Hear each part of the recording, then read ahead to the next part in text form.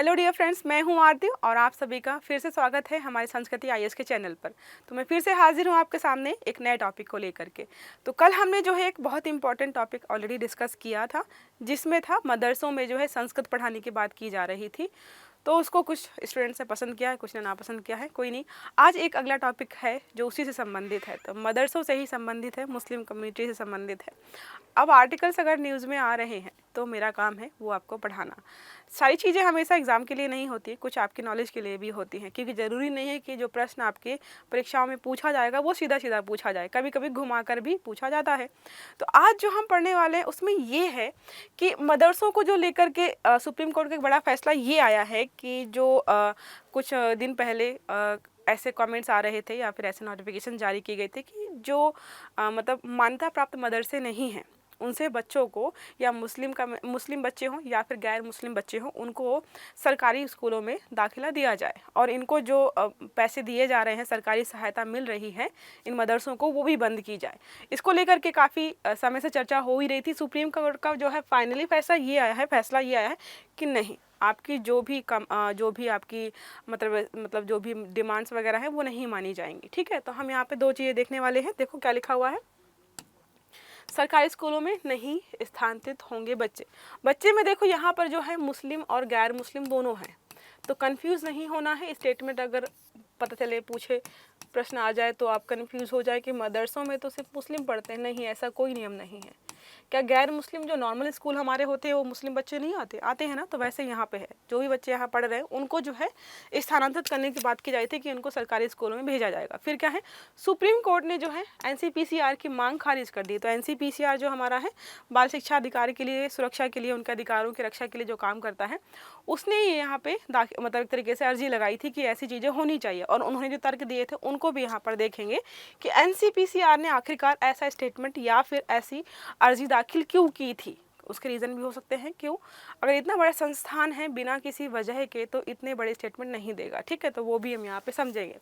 अब यहाँ पे देखते हैं कि मुद्दा आखिरकार क्या हुआ था। तो यहाँ पे था कि गैर मान्यता प्राप्त मदरसों को सरकार की ओर से दी जाने वाली धनराशि पर रोक लगाने के लिए एनसीपीसीआर ने सिफारिश की थी, क्योंकि उनका मानना था कि यहाँ पर देखो, मदरसे हों, सरकारी स्कूल हों, जो ऐसे स्कूल वगैरह होते हैं, उस पर जो है लक्ष्य सरकार का यही होता है कि जो बच्चे अच्छी शिक्षा ग्रहण करने में असमर्थ है, जिनका जो है मतलब परिवार की आर्थिक स्थिति खराब है, बहुत महंगे स्कूल में नहीं जा सकते हैं, तो उनके लिए हम सरकारी स्कूल या मदरसे खुले होते हैं, वहाँ पर शिक्षा आपको मुफ्त में दिलाई जाती है। तो यहाँ पे बोला जा रहा है एनसीपीसीआर के द्वारा कि गरीब बच्चों को फ़ायदा नहीं मिल रहा है और ऊपर से उनका शोषण भी हो रहा है, क्योंकि गरीब बच्चों को यहाँ पर मदरसों में ज़बरदस्ती जो है धार्मिक शिक्षा देने का प्रयास किया जा रहा है।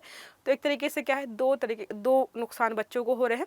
पहले तो है उनको जो है जो शिक्षा मिलनी चाहिए वो नहीं मिल पा रही है, दूसरा जो है उनको ज़बरदस्ती कुछ और सिखाने का प्रयास किया जा रहा है। ये सारी चीज़ें जो है दो संस्थानों के स्टेटमेंट है, मेरे स्टेटमेंट नहीं है। बच्चे कुछ पूछने लगते हैं, आप बताइए भाई मैं क्या बताऊँ, मैं वही पढ़ा रही हूँ जो न्यूज़ में चर्चा में चल रहा है। ठीक है, सभी गैर मुस्लिम बच्चों को मदरसों से निकालकर राइट टू एजुकेशन अधिनियम 2009 के मुताबिक बुनियादी तालीम हासिल करने के लिए स्कूलों में भर्ती कराया जाए, ऐसी मांग की जा रही थी कि भाई मुस्लिम हो या गैर मुस्लिम बच्चे हों, आप उनको जो है सरकारी स्कूलों में भेजिए। फिर देखो क्या लिखा है यहाँ पर। अब यहाँ पे बात करते हैं कि एनसीपीसीआर ने क्या तर्क दिया। अब तर्क क्या दिया, अभी जब यहाँ पर सुप्रीम कोर्ट के द्वारा इनकी जो है अर्जी जो दाखिल किया था उन्होंने एक तरीके से उसको खारिज कर दिया है, तो एनसीपीसीआर ने वहाँ पे क्या तर्क दिया है कि हमने क्यों ऐसा स्टेटमेंट दिया था। तो इनको क्या कहना है, गरीब पृष्ठभूमि के मुस्लिम बच्चों पर अक्सर धर्मनिरपेक्ष शिक्षा के बजाय, धर्मनिरपेक्ष शिक्षा मतलब होता है ऐसी शिक्षा दी जाए जिसमें किसी धर्म से संबंधित कोई बातचीत ना हो। सच में अगर विकास करना है, सच में सीखना है कुछ, जैसे फिजिक्स, केमिस्ट्री, मैथ्स, इंग्लिश, ये सारी ऐसे सब्जेक्ट्स हैं जो किसी धर्म से संबंधित नहीं है। मैथ में कोई धर्म नहीं है, आपका फिजिक्स केमिस्ट्री में कोई धर्म नहीं, तो धर्म निरपेक्ष शिक्षा की बजाय क्या दे रहे थे वो, वहाँ पे उनको धार्मिक शिक्षा दिलाने का प्रयास किया जा रहा था, जिसकी वजह से ऐसा स्टेटमेंट हमारा यहाँ पे आया है। फिर क्या है, शिक्षा का अधिकार अधिनियम जो हमारा 2009 राइट टू एजुकेशन में 6 से 14 वर्ष के बच्चों को फ्री एजुकेशन की बात की गई है, अनिवार्य और मुफ्त शिक्षा की बात की गई है, तो उसका उल्लंघन हो रहा है। क्यों? कि मुफ्त और अनिवार्य शिक्षा दी जानी है, लेकिन शिक्षा कैसी दी जा रही है? जो कि हमारे नियम कानूनों के अनुसार नहीं चल रही है। इस अधिनियम के तहत गैर मान्यता प्राप्त स्कूलों को संचालित करने से रोका गया है। तो यहाँ पे जो है पिटीशन जो दायर की गई थी, यहाँ पे ये भी बोला गया था कि जो गैर मान्यता प्राप्त स्कूल हैं उनको संचालित नहीं किया जाना चाहिए। लेकिन अभी क्या है, सरकार से जो धनराशि मिलती है, चाहे मान्यता प्राप्त हो या फिर मान्यता प्राप्त नहीं हो, सबको बराबर रूप से यहाँ पे दिया जा रहा है। अगले हम आगे ये भी पढ़ेंगे, हमारा जो है शिक्षा का अधिकार अधिनियम 2009 जो हमारा है, उसमें क्या नियम कानून बनाए गए हैं, इसको भी हम अच्छे से देखेंगे।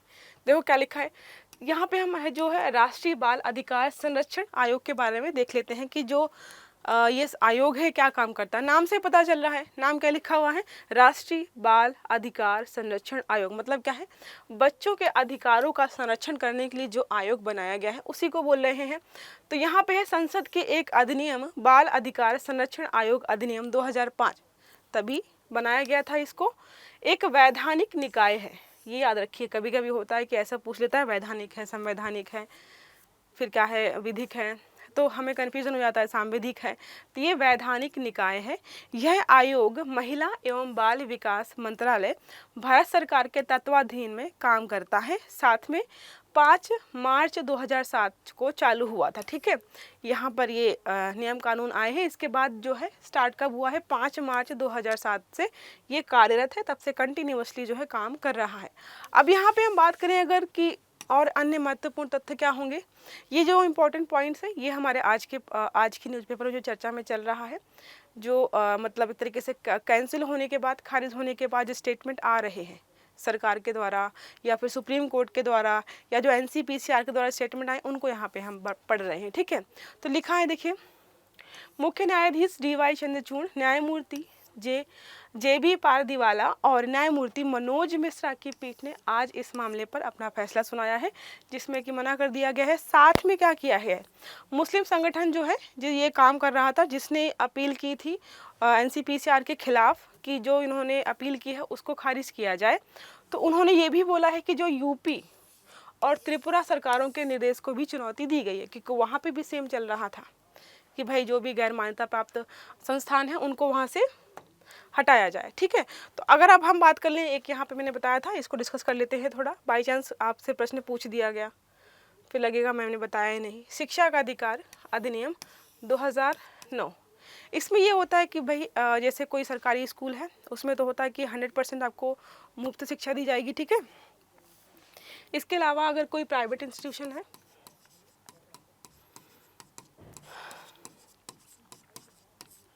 उसमें 25%। ठीक है, जो प्राइवेट स्कूल्स होते हैं उसमें होता है 25% आपको छूट मिलती है।